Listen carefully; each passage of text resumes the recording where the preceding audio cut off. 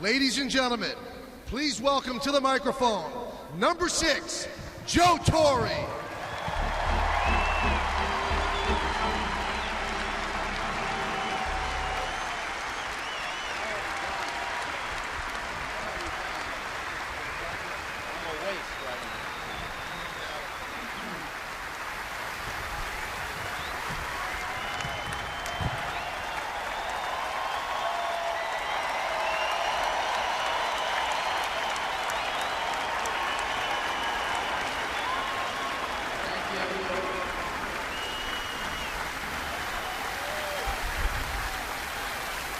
Thank you so much. I got a text early this morning from Susan Waldman. She said, "Enjoy your day." And I texted back, "It feels like the World Series all over again."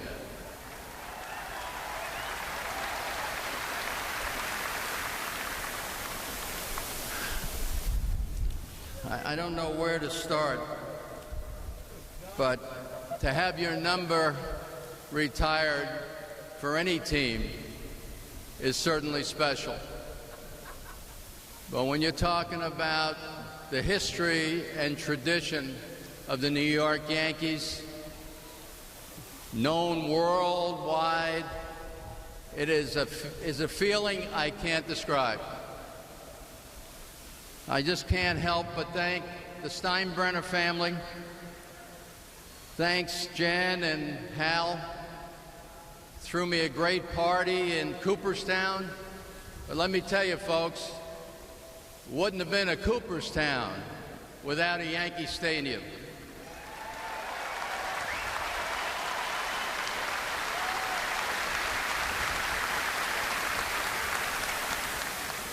I want to thank Randy Levine, Lon Trost, Brian Cashman, and the person that's very special, who's always comfortable standing in the background, Debbie Timon. She does amazing work. Well, the story goes, Arthur Richmond mentioned my name to George, but it was Stick Michael who recommended me to George, and I'll be forever grateful to him.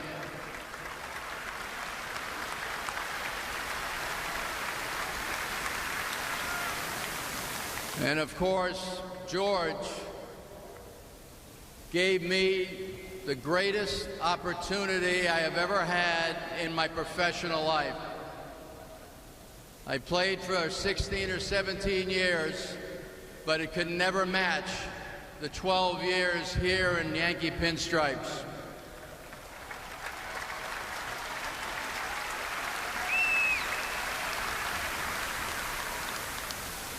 And I will be forever grateful for the opportunity in trusting me with his team.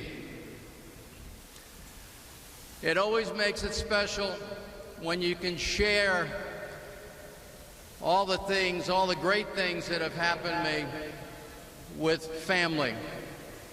And of course, you met everybody. Let me see if I forget anybody. I've been good at that.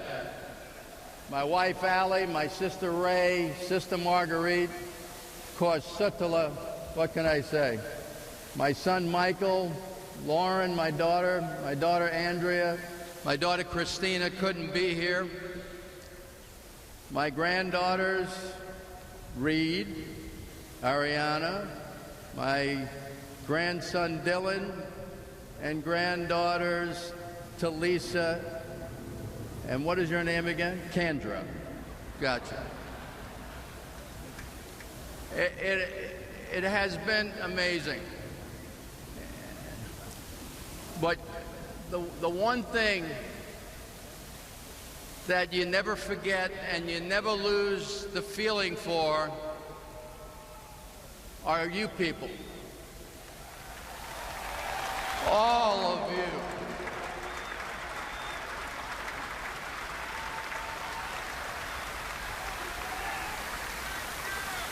And it continues. It wasn't only during the 12 years.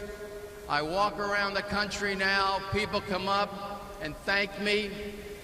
They don't realize what a good time I had. But I talk about the fact that the New York fans have made this city a small town. But I also have mentioned numerous times how when you get to this ballpark, you just feel the heartbeat. And it's something that doesn't go away. Thank you for that, and thank you for being there.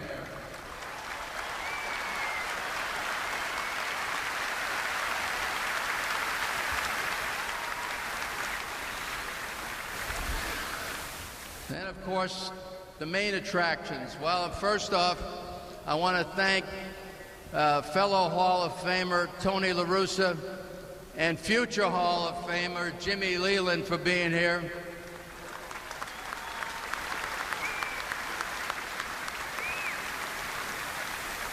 A great training staff.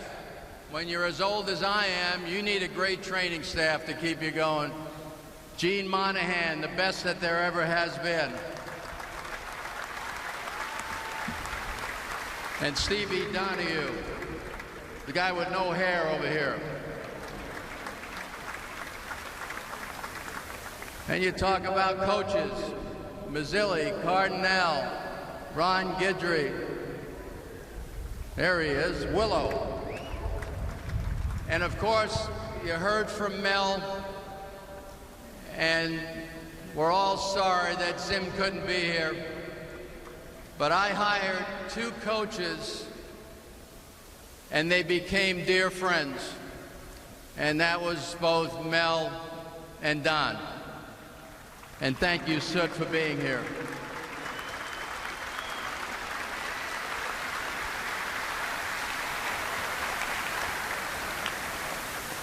And the man over there in the convertible, Mr. Berra.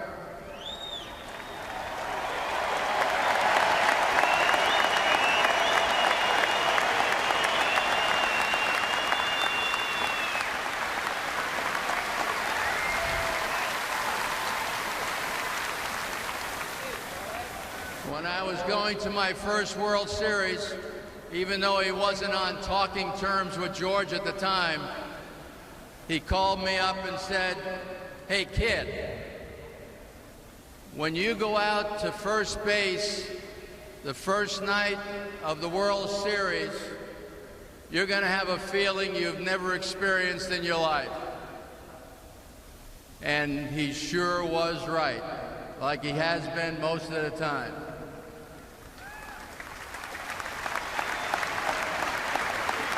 Love you, Yo.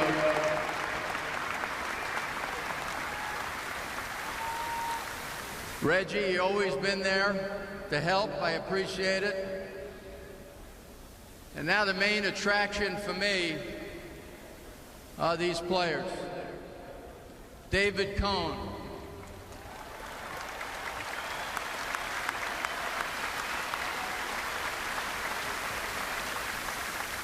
Trust him with your life. Give him the ball and know he's going to bring back a victory for you. Hideki Matsui.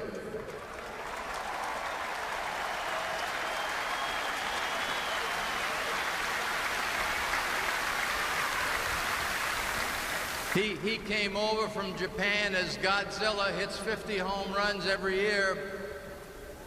And in spring training, his first year, Don Zimmer asked me to ask him, can he hit and run?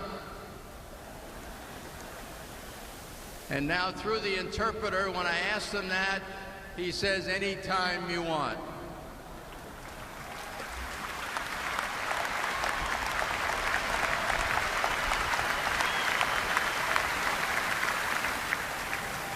Paul O'Neill.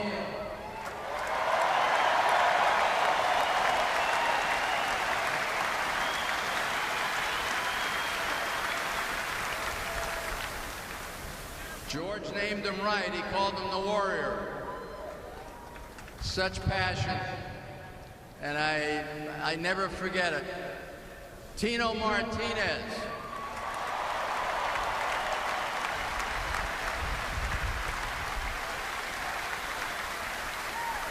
He hit a home run or two that meant something in that old stadium, didn't he?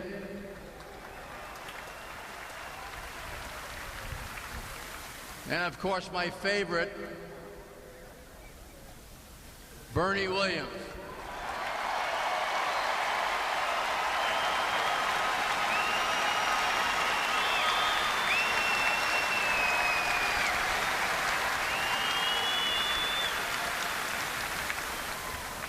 Bernie come in my office in spring training. He had to go to the dentist with a bad wisdom tooth.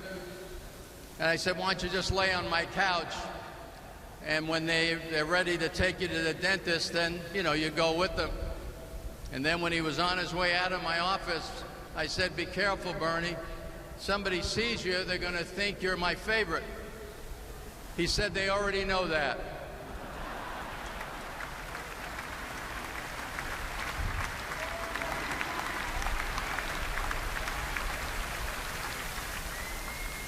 Jorge Posada.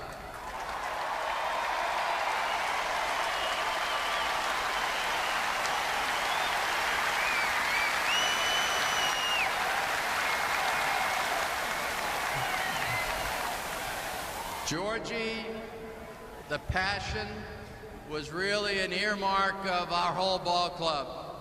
Never give up. I'd always ask Georgie at the start of the postseason, how many wins, Georgie? He'd say 11. And then we'd count it down, and 4 different times we counted down to 0. That was pretty cool.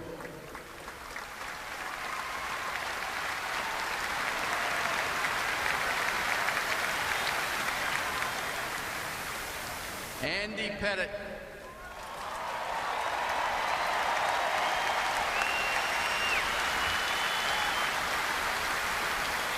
When I first met Andy and he was starting a ball game, I'd see him in the trainer's room staring straight ahead.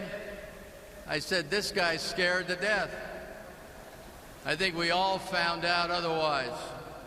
One of the great pressure pitchers of all time, Andy Pettite.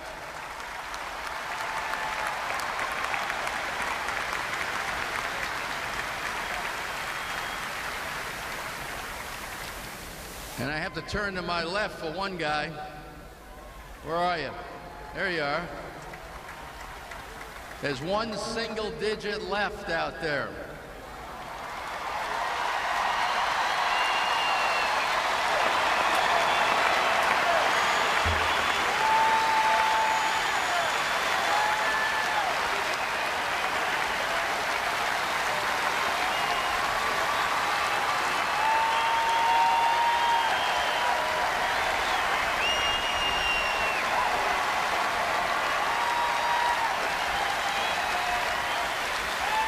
Derek,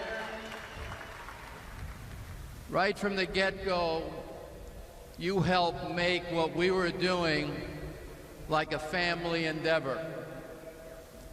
You pulled together, you helped tutor, and I know you weren't very comfortable when George named you captain, because you didn't need that. But I know your parents are here. Parents are here all the time because they're special people. And I can tell you, you're a special young man. Thank you.